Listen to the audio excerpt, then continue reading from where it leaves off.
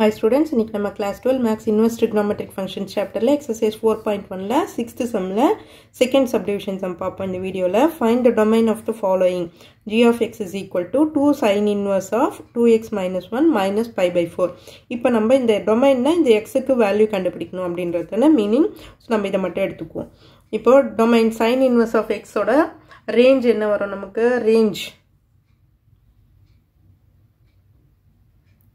Range of sin inverse of x is minus 1, 1. இதுதான் range நமக்கு தெரியும்.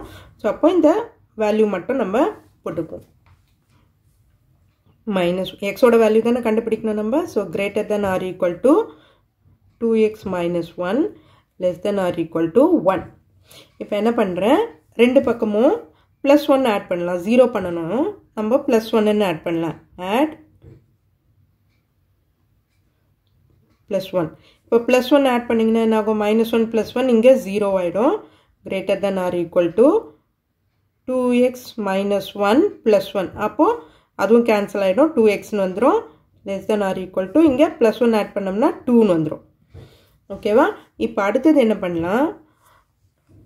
2 ஆல டிவைட் பண்ணலாம். x வேல்யூ தான கண்டுபிடிக்கணும். So divided by 2 எல்லா சைடும் பண்ணனும். அப்ப இது divided by 2 பண்ணோம்னா 0 தான் வரும். less than greater than or equal to divided by 2 பண்ணோம்னா x கிடைச்சிடும்.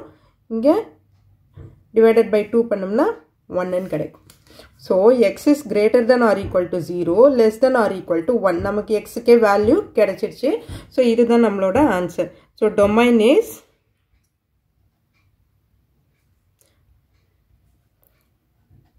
0 to 1. இந்த interval 0 include ஆயிருக்கு. So 1 include ஆயிருக்கு. So closed bracket போட்டிருக்கேன் 0 to 1. domain வந்து இந்த interval குள்ள எந்த values வேணா இருக்கலாம். So இதுதான் இந்த சம்மோட ஆன்சர்.